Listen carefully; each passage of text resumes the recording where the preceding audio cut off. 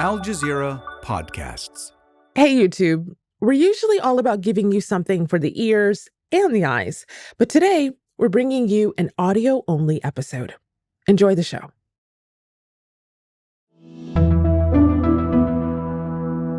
Today, Jimmy Carter is laid to rest. How the 39th president left a mark on the U.S. in just one term and became a statesman on the world stage. Because we are free, we can never be indifferent to the fate of freedom elsewhere. I'm Malika Bilal, and this is The Take.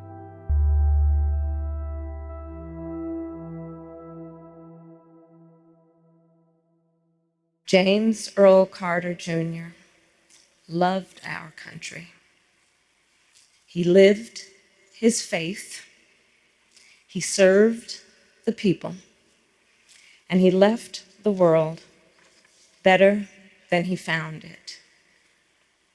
And in the end, Jimmy Carter's work and those works speak for him, louder than any tribute we can offer.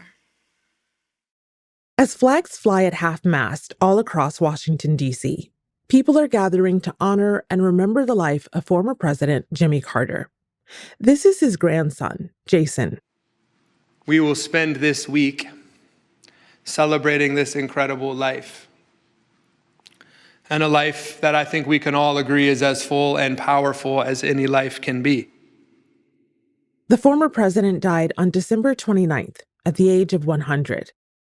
His time in office only lasted one term, but his time in and out of office has left him with a complicated legacy. Today, we're looking at that legacy abroad and how it shaped two people's lives and homelands. Always it was like a pain in his heart that he will live, the life without having Palestinians having, their rights. President Carter was a horrible president, but an excellent ex-president. Suddenly, this revolution happens on his watch. He's caught off guard. He doesn't know how to deal with it. So when I remember Jimmy Carter, I don't remember his presidency fondly because he just was doing all the wrong things. Carter's presidency took place from 1977 to 1981, during years of upheaval in the Middle East. And at the center of it was the revolution in Iran and the U.S. hostage crisis. On November 4th, 1979, students in Tehran stormed the U.S. embassy, taking 52 Americans hostage. The crisis lasted 444 days. There might have been tears in the eyes of the Shah as he left Iran for what could be the last time. But there was nothing but sheer delight on the faces of the demonstrators who took to the streets of the capital in their thousands to celebrate the departure of the man they have hated for so long. The American hostages were blindfolded, handcuffed, and marched out on the U.S. Embassy's front steps by the revolutionary students. In return for their American hostages' freedom, they're demanding the United States give up the deposed Shah of Iran from his hospital bed in New York to stand trial before a people's court. We're using every available channel to protect the safety of the hostages and to secure their release. Along with the families of the hostages, I have welcomed and I appreciate the restraint that has been shown by Americans during this crisis. We must continue to exhibit such constraint. Hamid Dabashi remembers that time clearly. It was a momentous occasion for varieties of reasons. Number one, my homeland was in turmoil and went through a seismic, historic change. Number two, because I was away from Iran and it was always a sense of missing and losing something. Dabashi is a professor of literature at Columbia University in New York. But back in 1979, he was a student at the University of Pennsylvania. And he says back then, global media and technology were not what they are today. We were entirely at the mercy of U.S. press. which was catastrophic and still remains catastrophic. There was no going online and checking and seeing what Al Jazeera is writing. My family, my mother, my younger brother, they were all in Iran, and the communication was very limited. And then on top of it, when the hostage crisis broke out, then President Carter, one of the retaliatory measures that he took was to cancel all our student visas, all Iranian students, including me, our visas were canceled. And we had to reapply and be photographed and fingerprinted and sort of profiled. So yes, it was not a very pretty time. But the fallout Dabashi experienced in the U.S. was just one facet of what unfolded in Iran. And for that, Dabashi doesn't fully blame Carter. As a president, he was just caught off guard. He was a peanut farmer from the South. He was out of his elements. Domestically, as a U.S. president, he obviously knew the domestic scene. And suddenly this revolution happens on his watch. He's caught off guard. A couple of years ago, maybe shorter, before the revolution, he went to Iran and toasted to the then Shah of Iran. And famously or infamously, he said Iran is an island of stability in a very unstable environment, and he meant it. He had no clue. Not that the rest of us knew, oh, wow, a revolution was about to happen. But when it did happen, all the elements came together. There was a revolutionary momentum that nobody could stop it. Nobody, even Khomeini, knew the full scale of its unfolding. And Carter, both politically and for me personally, made all the wrong moves. But that period of his presidency and my criticism of it is not an ad hominem. There is something fundamentally flawed in the American political culture vis-a-vis non-European and non-Western societies, that they understand very little of it. And the little that they do understand is predicated on a very myopic conception of American interest, not even a genuine American interest. And Carter was caught in that context, and he didn't have the intellectual or political or moral imagination to alter it. No single president can alter it. As Dabashi mentioned, Carter's roots as a peanut farmer turned politician didn't lend him much foreign policy expertise. He was a governor from the U.S. state of Georgia, where he was born in the small town of Plains. Carter joined the Navy, studied nuclear physics, and married the girl next door, literally. The best thing I ever did was marrying Rosalind.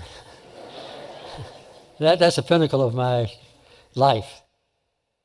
But his political rise to the national stage came in the aftermath of the Watergate scandal.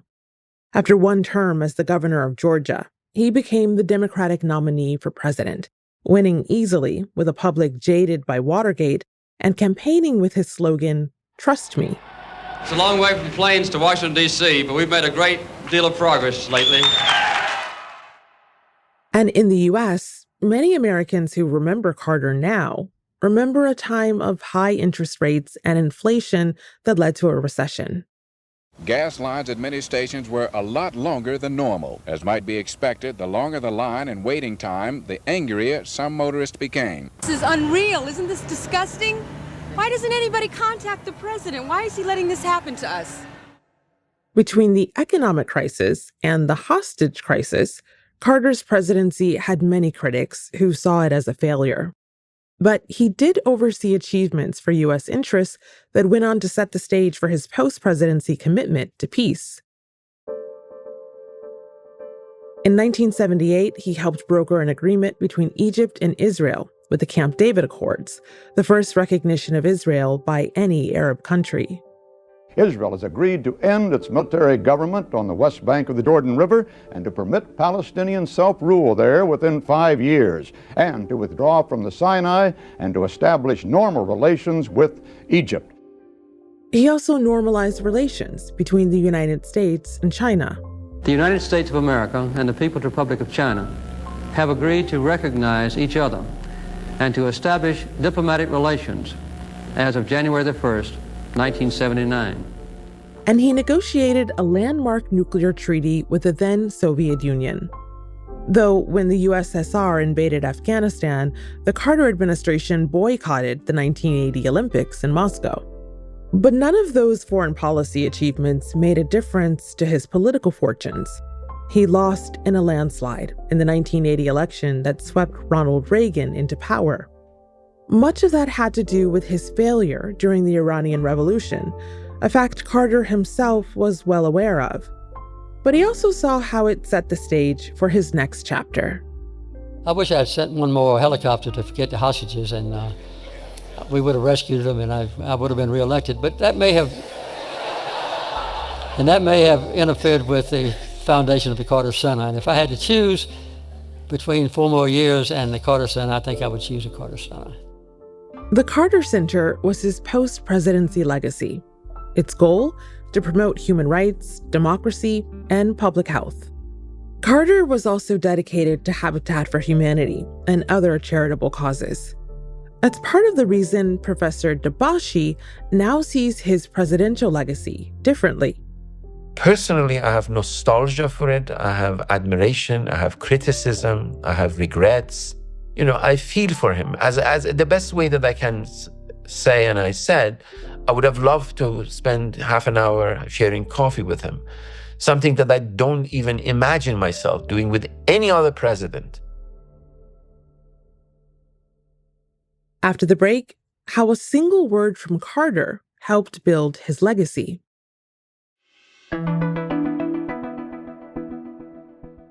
It took years for Jimmy Carter to rebuild himself through the Carter Center, but he grew to a leader on the world stage, one who took a stand almost unheard of at the time in U.S. politics. He published a book called Palestine, Peace, Not Apartheid in 2007. Shawan Jabarin remembers reading it. When I read it, he did that in early time. In early time, it wasn't easy even for any official or a former official Americans to speak like this and to address this topic and this subject, to speak out in this way and to address, Israel as an apartheid system. Shawan is the general director of Al-Haq. Al-Haq is the first human rights organization in Middle East. It was founded in 1979 to respect human rights and rule of law on the Palestinian occupied territory. Since the beginning, we used to document human rights violations, also to advocate at the international level.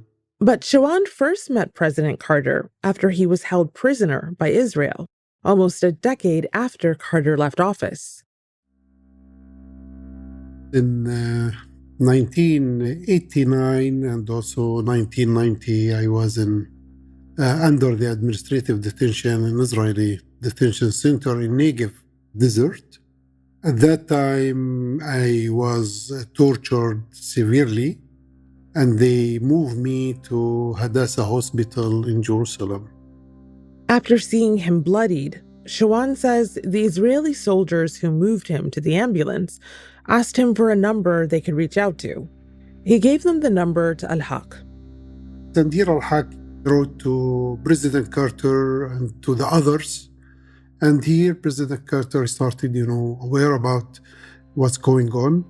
And during that time, because of his intervention on behalf of my case, the Israelis, they opened an investigation after they denied at the beginning that I was beaten or I was tortured or something like that.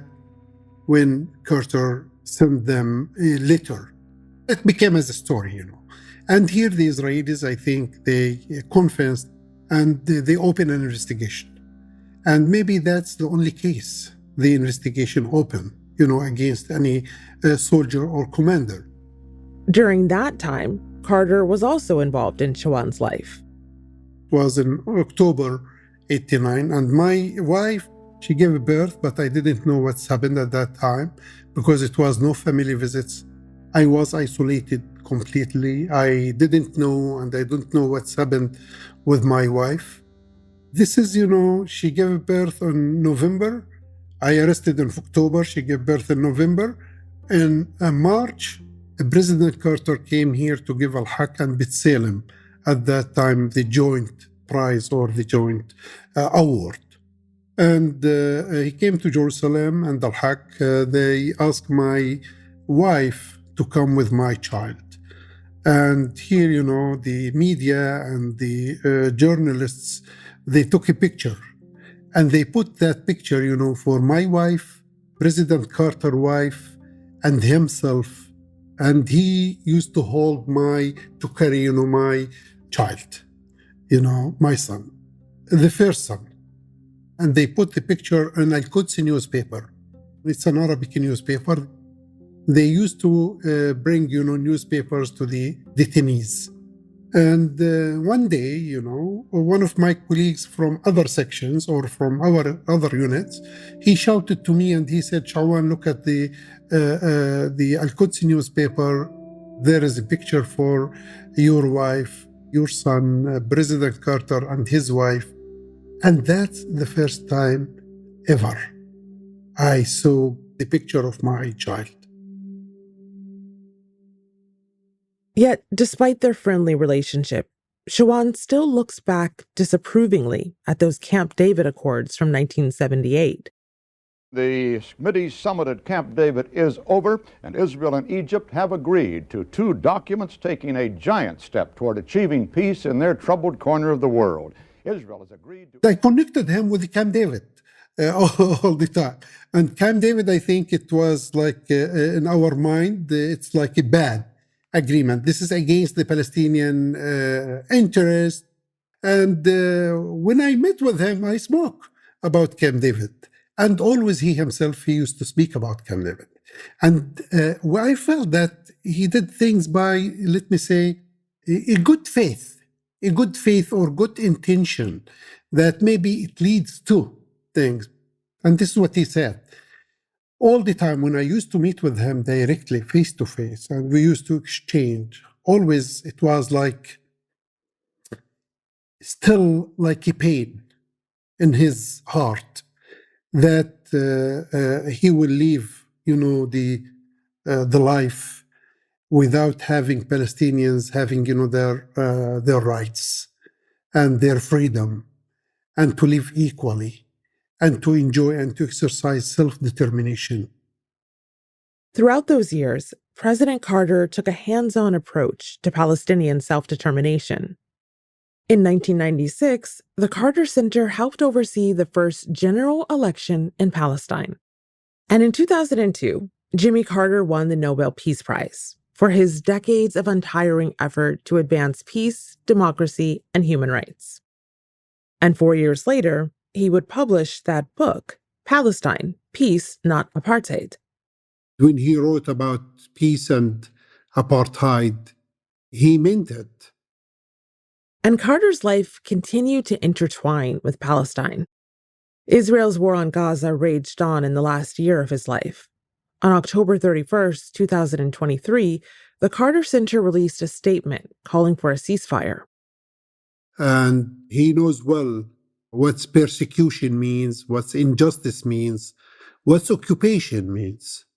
That's what violations means, what also the culture of impunity means with all of these brutal actions that the Israelis taking against Gaza, the killings of civilians. And I think when he analyzed it as, a faithful person, he does believe about God and about equality. You feel this, that he has these values and human values. I think he felt it.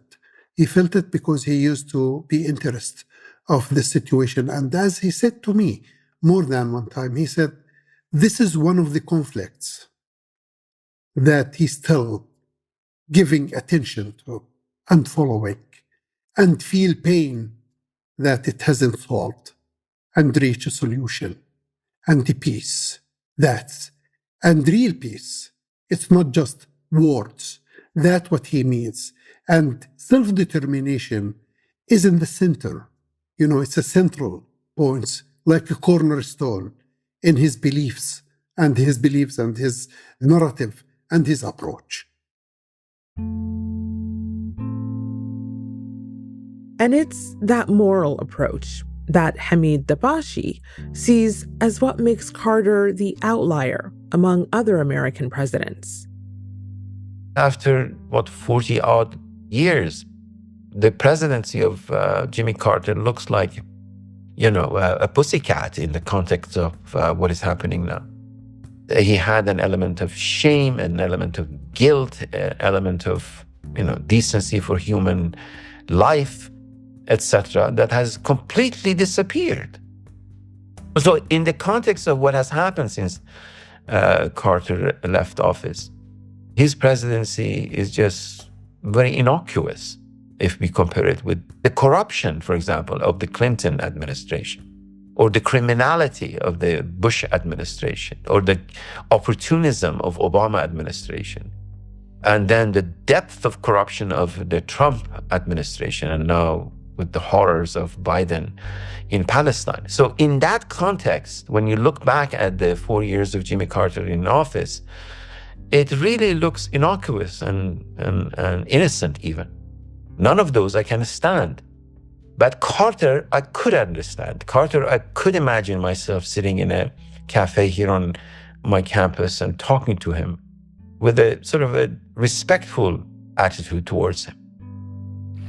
I would hope that the nations of the world might say that we had built a lasting peace based not on weapons of war, but on international policies which reflect our own most precious values.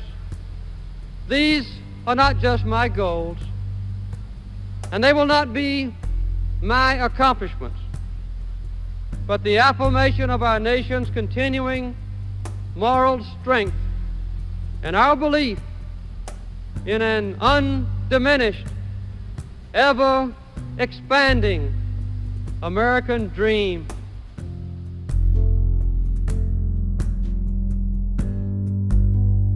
And that's The Take. This episode was produced by Chloe K. Lee and Miranda Lin, with Phillip Lanos, Spencer Cline, Hagir Saleh, Khaled Soltan, Melanie Marich, and me, Malika Bilal. It was edited by Alexandra Locke. Our sound designer is Alex Roldan. Our video editors are Hisham Abu Salah and Mohannad Al-Melhem. Alexandra Locke is The Take's executive producer, and Ney Alvarez is Al Jazeera's head of audio. We'll be back tomorrow.